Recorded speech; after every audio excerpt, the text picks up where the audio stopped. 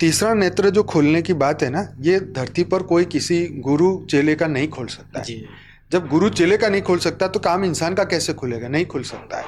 जब तक वो आत्मज्ञानी ना बने, ब्रह्मज्ञानी ना बने, किसी का सूक्ष्म जगत से उसको कनेक्शन ना हो, उसके कोई धरती पर तो नहीं कोई कर सकता। हाँ, वो पुरुषार्थ करवा सकता है। पुरुषार्थ करने से, आत्मज्ञान होने से, ब्रह्मज्ञानी होने से फिर वो हो सकता है। बाप संपूर्ण है जी। हम संपूर्ण नहीं है। तो इसलिए बाप का रूप, जो वो फोटो की स्मृति भी अगर दिमाग में रही ना, तो उनके अंदर जो परम तत्व, परम लाइट, परम प्रकाश है, वो हमारे अंदर आएंगे। जिसको ध्याओगे उसी को ही पाओगे। लेकिन आज वो नहीं है ज्ञान में। तो पहले जैसे बापूजी ने ज्ञान दिया ना, उस वक्त ऐसी ऐसी आत्माएं, जैसे पहले ब्रह्मांड के बापूजी ज्ञान देते थे तो ब्रह्मांड से रिलेटेड आत्माएं आती थी। फिर जैसे बेहद का ज्ञान देने लगे तो बेहद वाली आत्माएं आने लगी। लेकिन अगर बुद्धि फिर भी माया में चली जाए तो भगवान कुछ नहीं कह सकता। तो हम एक गेम के अंदर फंसे हुए हैं, एक छोटा सा बबल है, उसके अंदर हम फंसे हुए हैं। अब जब हमें ज्ञान होता है तो आत्मा ब्रह्मांड से निकलती है, महाब्रह्मांड से निकलती है, परम महाब्रह्मांड से निकलती है, और अंत में अगर वो मल्टीवर्स से ऊपर की 100 कला की आत्मा है तो इस बात को समझ के वो निकलने का प्रयास करती है। तब वो समय से परे जा सकती है। बाकी तो समय से परे इस ब्रह्मांड की आत्मा कभी जा ही नहीं सकती। मैंने भगवान को देख लिया, देख लिया, देख लिया। तो दुर्योधन ने भी कृष्ण को देखा था, रावण ने भी राम को देखा था, कंस ने भी कृष्ण को देखा था। ये मृत्युलोक की आंखों से जो दिखने वाला है सब कुछ माया का है, बेकार है, बकवास है। ये इसके पीछे टाइम और एनर्जी लगानी नहीं चाहिए, क्योंकि जो दिख रहा है सब नाशवंत है। क्या आत्मा समय से परे जा सकता है? तो कैसे जाएगा? परम शांति। परम शांति। सभी का स्वागत है, परम परम स्वागत है बापूजी की इस YouTube चैनल पर। मैं हूं अनंत और आज हमारे साथ है दिव्य रंजन भाई, जो कि हमारे बेहद के ज्ञान के हिसाब से कुछ क्वेश्चन पूछेंगे और आज मैं उनके आंसर देने वाला हूं। तो सभी दिव्य आत्माओं से रिक्वेस्ट है कि 1 करोड़ सब्सक्राइबर हमारे पूरे हो चुके हैं। तो सभी दिव्य आत्माएं एक बार जरूर से वीडियो को लाइक करें, हमारे साथ बने रहिए, जुड़िए। और आज का ये विशेष क्वेश्चन आंसर का एपिसोड पूरा देखिएगा। डेफिनेटली आपको एक नया प्रोस्पेक्टिव मिलेगा, एक नया मार्गदर्शन मिलेगा जो आपको आगे लेके जाएगा। तो बहुत बहुत स्वागत है आप सभी दिव्य आत्माओं का। थैंक यू सो मच भैया जी। परम शांति। शुरू करते हैं। पहला क्वेश्चन, साखी भाव में रहने से क्या होता है? क्या हम साखी भाव में रहते हैं? हाँ, ये भक्ति मार्ग में बहुत इसके बारे में हमने सुना है, सखी भाव के बारे में। देखो, बहुत सारे भाव है धरती पर, ये मृत्यु लोक के भाव है, परंतु हम इस पे इसलिए फोकस नहीं करते क्योंकि हमें मृत्यु लोक से अमर लोक जाना है। बहुत सारे भाव है। मतलब हम भाई को प्रेम करते हैं तो उसका भाव, माँ को, बाप को, ऐसी तरह भगवान को, देवी देवताओं को, सबको अलग अलग तरीके से, तू ही मेरा माँ, तू ही मेरा बाप, तू ही ये, तू ही वो, मतलब इस तरह की बहुत सारी बातें हैं। लेकिन हमें इस भाव में नहीं पढ़ना है, भाव से ऊपर जाना है। बापूजी ने हमेशा ज्ञान में कहा है कि ये मृत्यु लोक के भाव है, इनसे ऊपर उठना है। हमारी आत्मा जो है इन भाव से ऊपर उठाना है। इसलिए इस भाव से ऊपर उठने की, हर भाव से ऊपर उठने की कोशिश करो, क्योंकि मृत्यु लोक जो है किसी के काम का नहीं है। बढ़िया। दूसरा क्वेश्चन है, भय क्या है? ज्ञानी क्यों भय करता है? भय, देखो, ये धरती लोक का एक प्राकृतिक नियम के हिसाब से वो भय बना हुआ है कि भाई भय होना जरूरी है। भय से हमें, देखो, लिमिट में जब तक भय रहता है तब तक सही है। अब कोई शेर सामने आ रहा है, हम ऐसे खड़े हो जाएं तो हम तो मनुष्य नहीं उसके सामने, तो 1 मिनट में फाड़ के खा जाएगा। लेकिन हमारे अंदर थोड़ा भय रहेगा, हमें ज्ञान रहेगा कि इनसे हमें भय रखना चाहिए। तो ये विवेक का एक छोटा सा पार्ट है। तो ये विवेक जागृत होगा तो भय लिमिट में रहेगा। लेकिन जब विवेक खत्म हो जाएगा तो भय अनलिमिटेड हो जाएगा और प्रॉब्लम वहीं से शुरू होती है। आप समझ रहे? भय जब भारी बन जाता है, भय जब हैवी हो जाता है, जब कंट्रोल के बाहर हो जाता है, तब प्रॉब्लम शुरू होती है।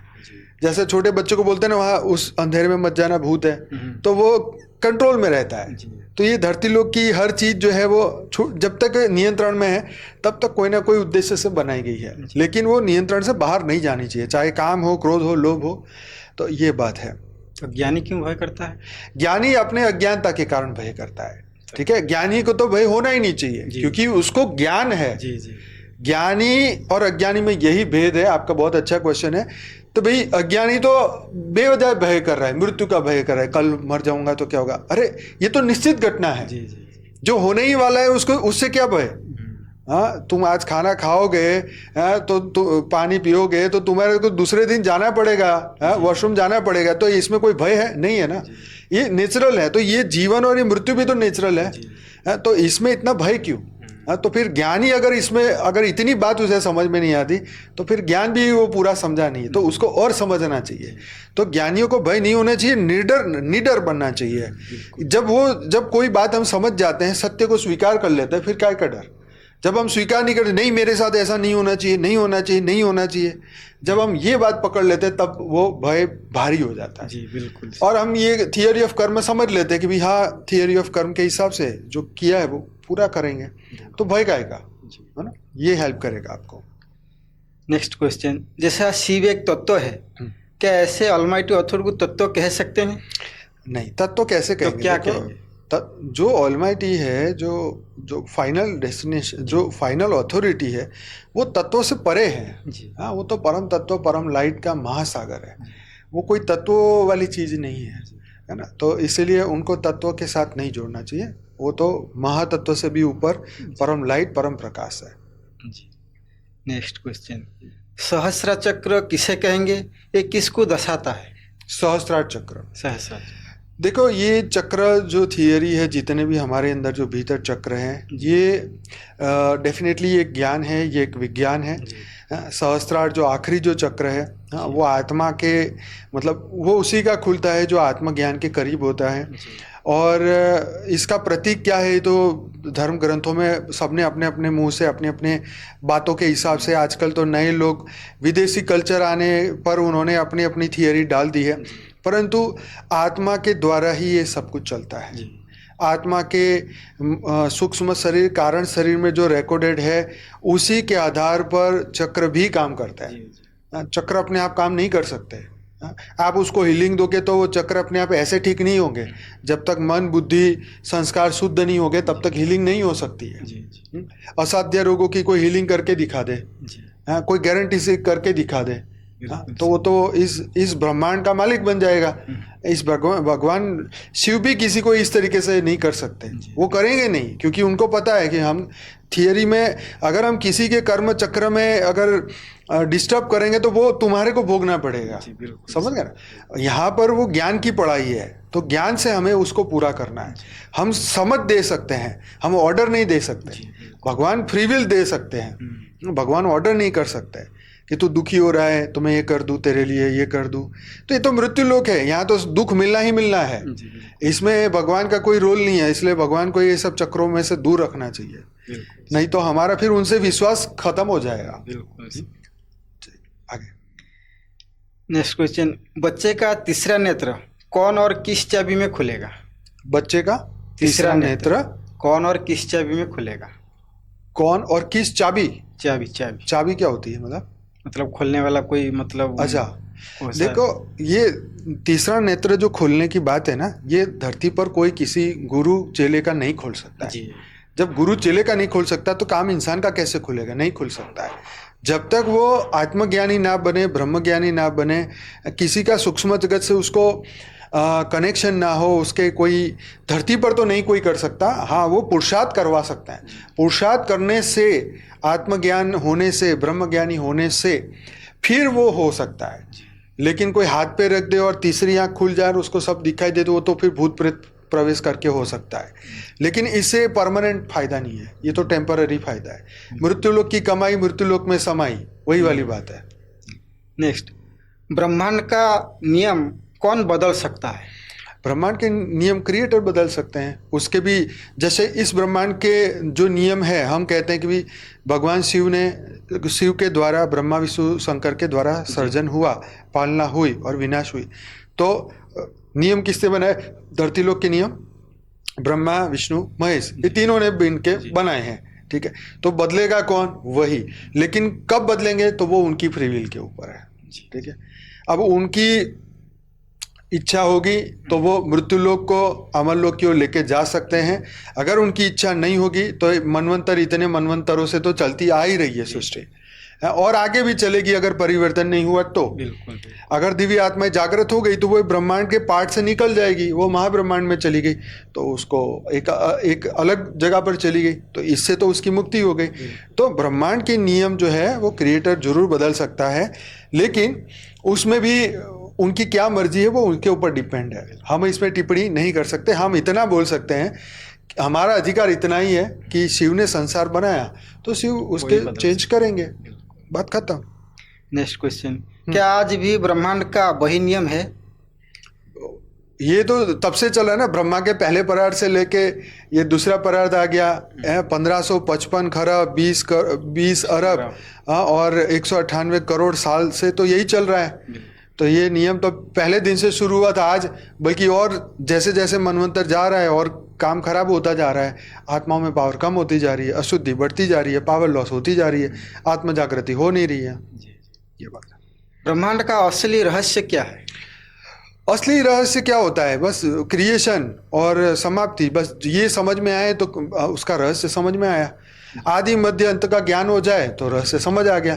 तुम क्यों फंसे हो उसका राज समझ आ जाए, मैं कौन हूँ, कहाँ से आया हूँ, करना क्या है, ये मृत्यु लोक के बंधन का कारण क्या है, क्यों फंस गए, कैसे निकलेंगे, और इतना समझ आ गया तो ब्रह्मांड के रहस्य समझ आ गए। और क्या रहस्य है, चमत्कार थोड़ी करेंगे। बाप क्यों कहता है कि मेरा रूप धारण करो, इसका अर्थ क्या है? मेरा रूप धारण करो मतलब जो उनकी जो स्थिति है, राइट, उनकी जो आत्मा की जो स्थिति है, उस स्थिति को, इस स्थिति तक पहुंचने के लिए हमें कोई तो सहारा लेना पड़ेगा ना। आप मान लो कि कोई मेरी फोटो को मुझे प्रेम करता है तो मेरे अंदर तो 100 अवगुण है अभी भी, तो वही अवगुण उसको मिलेंगे। तो बाप संपूर्ण है, हम संपूर्ण नहीं है। तो इसलिए बाप का रूप, जो वो फोटो की स्मृति भी अगर दिमाग में रही ना, तो उनके अंदर जो परम तत्व, परम लाइट, परम प्रकाश है वो हमारे अंदर आएंगे। जिसको ध्याओगे उसी को ही पाओगे। तो वही शक्ति हमें पानी है, वही रूप से हमें पावर मिलने वाली है। इसलिए कहा गया कि बाप का रूप धारण करो, मतलब वही अंत में काम आने वाला है, कोई कुछ काम आने वाला नहीं है। मृत्यु लोक का कोई व्यक्ति, इंसान कोई काम नहीं आएगा। बिल्कुल सही। नेक्स्ट क्वेश्चन, बच्चे क्यों बाप का बात को समझ नहीं पा रहा है? फिर से बताइए। बच्चे क्यों बाप का बात को समझ नहीं अच्छा, बच्चे बाप का बात क्यों नहीं समझ पा रहे? तो अज्ञान के कारण, दुख में फंसे हुए हैं। तो फिर दुख में कोई दुखी है तो उसको तुम समझाओगे, उसको समझ नहीं आएगा। उसको समझना होगा तो उसके लिए उसको विशाल बुद्धि जागृत करनी पड़ेगी, मन को बदलना पड़ेगा, दृष्टिकोण बदलना पड़ेगा। ये मृत्यु लोक की बुद्धि को वहीं साइड में रख के ना नया ज्ञान स्वीकार करना पड़ेगा। जब तक ज्ञान सुनोगे नहीं, स्व परिवर्तन करोगे नहीं, तो फिर बापूजी की बात समझ में नहीं आएगी ना। जैसे कोई साधु संत किसी के घर गया और उसके कटोरे जिसके अंदर उसको भिक्षा लेनी थी, उसी के अंदर इतनी मिट्टी पड़ी थी, तो वो खीर देने बाहर आए तो वो खीर इसमें डाल ही नहीं रहे। वो कह रहे क्यों नहीं डाल रहे हो भाई? तो कह रहा है इसमें इतनी मिट्टी पड़ी है, अब जब तक वो मिट्टी साफ नहीं करोगे वो तुम्हें देगा नहीं। वो इसलिए नहीं देगा, मेरी मेहनत पे पानी फिर जाएगा। आई बात समझ में? तो इसकी वजह से जो है ये मृत्यु लोक में हर बंदे के साथ यही होता है। बिल्कुल। नेक्स्ट क्वेश्चन, आत्मा और ब्रह्म में क्या फर्क है तो क्या है? आत्मा और ब्रह्म में क्या फर्क है? आत्मा और ब्रह्म में क्या फर्क है? तो आत्मा वो ब्रह्म का वही रूप है, कोई महाब्रह्म का रूप है, कोई परम महाब्रह्म का रूप है उसी का रूप। लेकिन धरती लोक पे हम इसे आत्मा बोलते हैं, रियल में हम आत्मा नहीं, हम ब्रह्म है। ये हमारे वेद उपनिषद पुराण कहते हैं। तो यही बात तो हमारे को समझना है। ये समझेंगे तभी कल्याण होगा, नहीं समझेंगे तो नहीं होगा। बोलिए। साकार मिलन क्यों इम्पोर्टेंट है? क्या साकार मिलन क्यों इम्पोर्टेंट है? इम्पोर्टेंट है, महत्व क्या है? राइट। तो देखो, साकार मिलन इसलिए इम्पोर्टेंट है कि भाई साकार में तुम आओगे, मिलोगे, जानोगे, तो ही तुम उनके वाइब्रेशन को महसूस कर पाओगे। कुछ चीज़ें ऐसी हैं जो साकार में बिना मिले नहीं मिल सकती। आप समझ रहे? जैसे आपको कोई पिता बोलता है, मतलब आपके पिता हो, आपके माता हो, उस बच्चे को पूछ के देखो जिसने अपनी माता और पिता को कभी महसूस नहीं किया, जिसको उनका प्रेम नहीं मिला, उनको पूछो, बिल्कुल सही। है ना। तो ऐसे ही साकार का तुम्हें प्रेम चाहिए तो तुम्हें साकार में आना पड़ेगा। जी, एटलीस्ट उनके सामने आने से, उनकी दृष्टि से, उनके, क्योंकि हर चीज़ कैमरा में जा रही है ना, आंखों में रिकॉर्ड हो रही है, तो तुम उनके सामने आ रहे हो तो रिकॉर्ड हो रहा है ना अंदर। तो जो रिकॉर्ड हो रहा है तो कहीं ना कहीं उसका लाभ मिलता है। ये अव्यक्त खजाना है, व्यक्त नहीं, अव्यक्त खजाना है, सूक्ष्म खजाना है ना। ये अविनाशी कमाई है, अविनाशी पावर है, शक्ति है। जो बच्चे सामने आते हैं, मदद करते हैं, वो तो बाप की दृष्टि पड़ती है तो पावर मिलता है आत्मा में, ये सुनने समझने की शक्ति मिलती है। अगर हम सोचे हम घर बैठ के सब कुछ कर लेंगे तो कर लो भाई, अच्छी बात है, आगे तो सबको यही होने वाला है ना। तो इसलिए साकार मिलन इंपॉर्टेंट है। बिल्कुल सही बात। ठीक। नेक्स्ट क्वेश्चन, जो साकार मिलन करता है, क्या वो सब भेद की आत्मा है? नहीं, हर बंदा बेहद की आत्मा नहीं है। भले आया, बापूजी को मिला, कई लोग तो पहले आते थे बापूजी को गले भी मिलते थे, लेकिन मतलब ये तो बहुत पुरानी बात बता रहा हूँ, 20 साल पुरानी, लेकिन आज वो नहीं है ज्ञान में। तो पहले जैसे बापूजी ने ज्ञान दिया ना, उस वक्त ऐसी आत्माएं, जैसे पहले ब्रह्मांड के बापूजी ज्ञान देते थे तो ब्रह्मांड से रिलेटेड आत्माएं आती थी। फिर जैसे बेहद का ज्ञान देने लगे तो बेहद वाली आत्माएं आने लगी। लेकिन अगर बुद्धि फिर भी माया में चली जाए तो भगवान कुछ नहीं कह सकता। तो ऐसे ही बेहद की आत्माओं भी कई बार साथ छोड़ के चली जाती है, क्योंकि उनको लगता है कि माया में सब कुछ है, तो वो ज्ञान छोड़ के चली जाती है। इसलिए हर आत्मा बेहद में जाएगी तो कोई गारंटी नहीं है।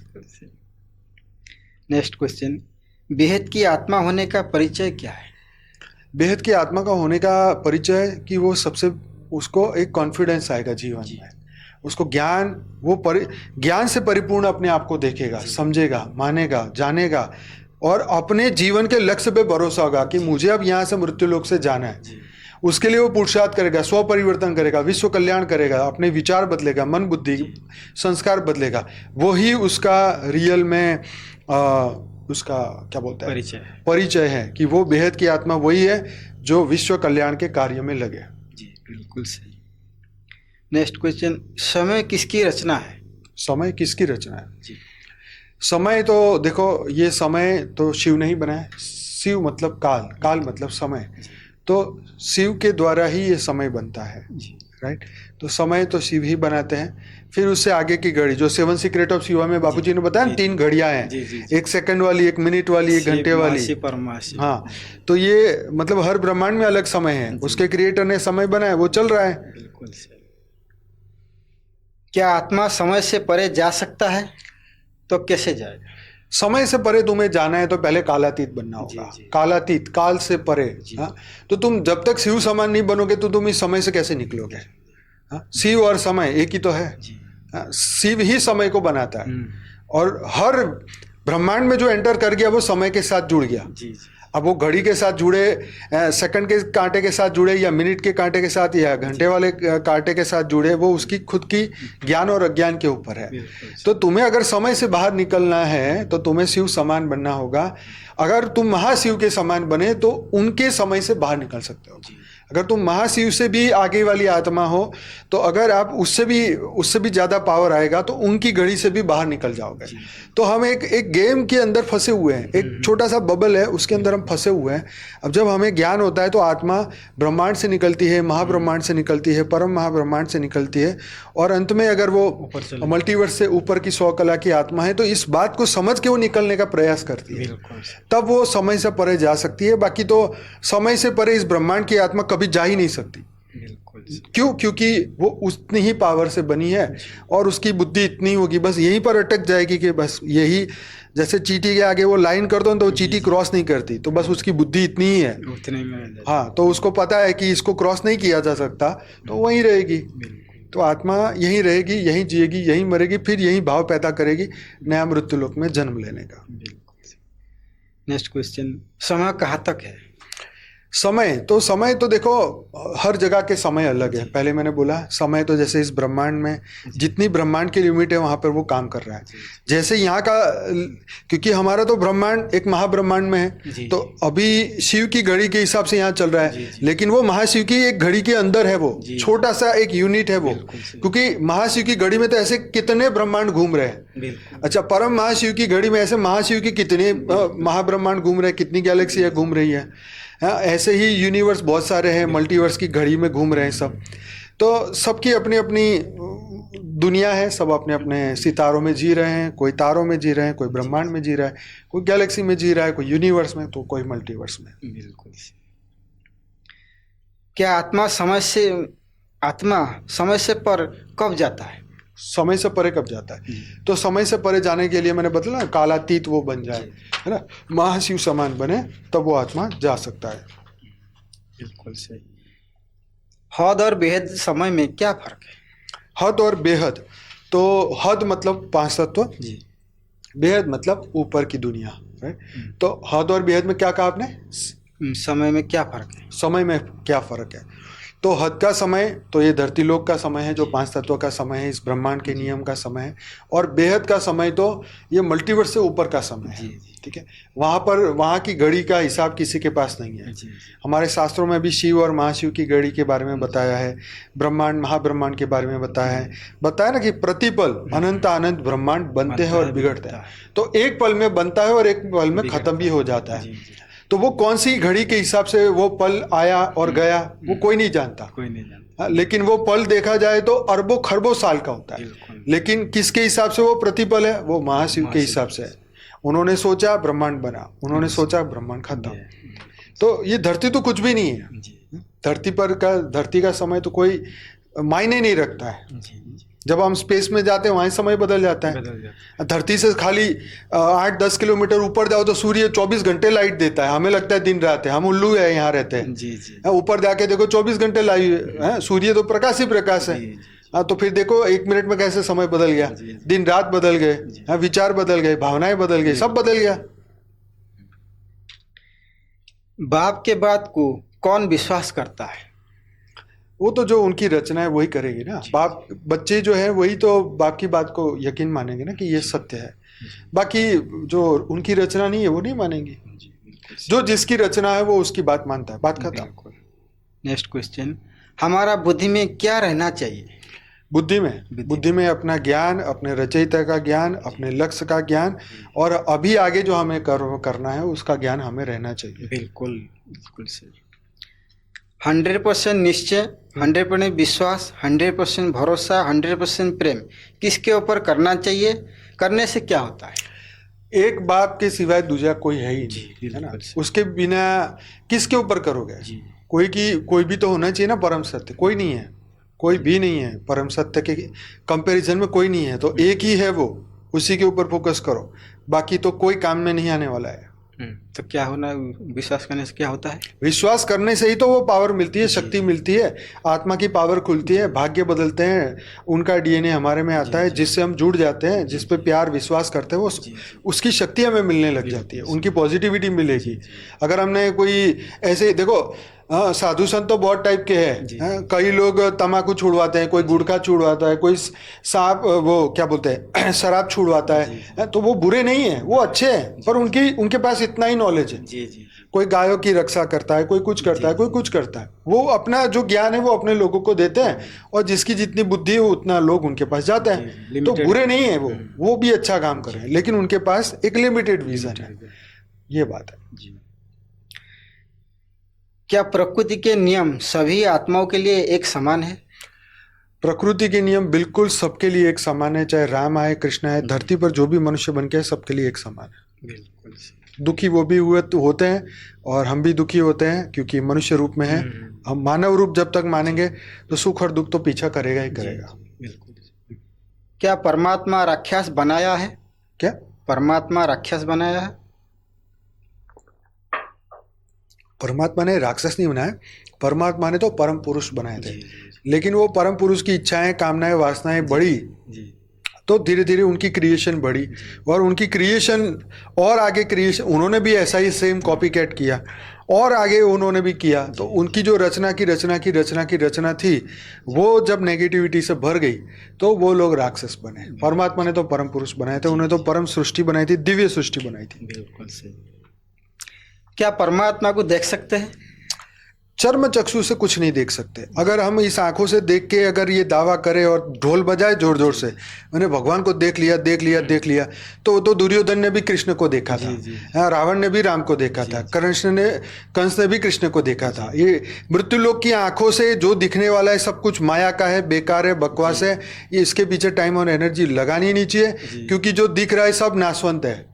अगर भगवान भी माया का रूप लेके आएंगे तो वो हमारे काम का कोई नहीं है। जी बिल्कुल हाँ, क्योंकि उससे हम फंसने ही वाले हैं। अगर हमें वो इससे ऊपर निकाले तब तो कोई काम का है। जी बिल्कुल। तो आंखों से दिखने वाले पे विश्वास नहीं करना चाहिए। परमात्मा कब प्रकट होता है?